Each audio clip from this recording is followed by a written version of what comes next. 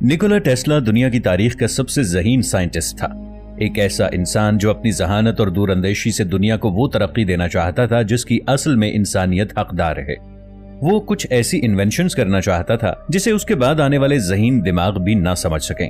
अगर कहा जाए कि वो अपने वक्त से शायद 200 साल आगे चल रहा था तो गलत ना होगा। उसके दौर के लोगों की ना समझी की वजह से उसे वो मकाम ना मिल सका जिसका वो हकदार था।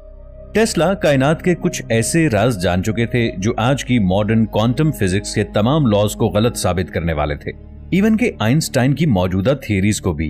अगर उनकी रिसर्च को सीरियस लिया जाता तो आज का इंसान मौजूदा साइंसी तरक्की से कहीं आगे होता। इंसान जमीन की बजाय गैलेक्सी में सफर कर रहे होते, क्योंकि टेस्ला कायनात के बेसिक स्ट्रक्चर को समझने में कामयाब हो गए थे, जिसको आज के साइंटिस्ट चाह कर भी कबूल नहीं कर पा रहे। आपको जानकर हैरत होगी कि टेस्ला के मुताबिक आज की क्वांटम फिजिक्स जो इंसान को पढ़ाई जा रही है सब की सब गलत है। मगर कैसे? आइए दोस्तों जानते हैं। मौजूदा क्वांटम फिजिक्स, जिसे मॉडर्न क्वांटम फिजिक्स भी कहा जाता है, हमें यह बताती है कि किसी भी किस्म का डेटा या इंफॉर्मेशन इस यूनिवर्स से बाहर नहीं जा सकती।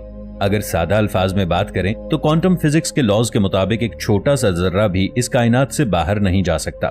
लेकिन हाल ही में ब्लैक होल के दरियाफ्त और मल्टीपल यूनिवर्स के जदीद कॉन्सेप्ट के बाद साइंसदानों का यह मानना है कि ब्लैक होल्स हमारी यूनिवर्स से दूसरी यूनिवर्स में जाने का रास्ता है, और ये ब्लैक होल्स हमें यूनिवर्स की इंफॉर्मेशन दूसरी यूनिवर्स में ले जाने का जरिया भी है। ब्लैक होल की दरियाफ्त ने मौजूदा क्वांटम फिजिक्स के लॉज को गलत साबित कर दिया है। दोस्तों, इंसान ने एटम का बेसिक स्ट्रक्चर तो तैयार कर लिया है जिससे दुनिया और कायनात की हर चीज बनी है। ये एटम इलेक्ट्रॉन, प्रोटॉन, न्यूट्रॉन इन पार्टिकल से मिलकर बना है। फिर इन पार्टिकल का बेसिक स्ट्रक्चर चार्ज पार्टिकल हैं। इनको क्वार्क पार्टिकल्स कहा जाता है।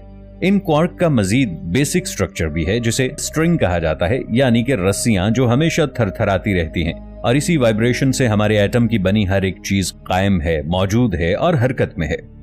हम हमारी ये जमीन, सूरज, गैलेक्सीज, कायनात में मौजूद हर एक चीज जो हमें नजर आती है या हमारी आंखों से ओझल है, इसी वाइब्रेशन की पैदावार है। अब यहां आकर हमारी मौजूदा क्वांटम फिजिक्स का खात्मा हो जाता है कि बस स्ट्रिंग्स मौजूद हैं, और फिर टेस्ला की सोच इसके बाद शुरू होती है। उसने सोचा कि और ये वाइब्रेशन पैदा क्यों हो रही है, और इस सब का जिम्मेदार कौन है? क्या हम छेड़छाड़ करके इन स्ट्रिंग्स में अपनी मर्जी की तब्दीली कर सकते हैं? और जो कुछ टेस्ला ने डिस्कवर किया वो चौंका देने वाला था। इसके साथ टेस्ला एहराम मिस्र का राज भी दुनिया को दे गए, जो इस वीडियो में आगे चलकर आपको समझ आने वाला है। टेस्ला हमेशा कहा करते थे कि अगर आप दुनिया के राजों को जानना चाहते हैं तो इसकी फिजिकल अपीयरेंस को समझने की बजाय इसकी एनर्जी की फ्रीक्वेंसी और वाइब्रेशन की सूरत में सोचना शुरू करें। तो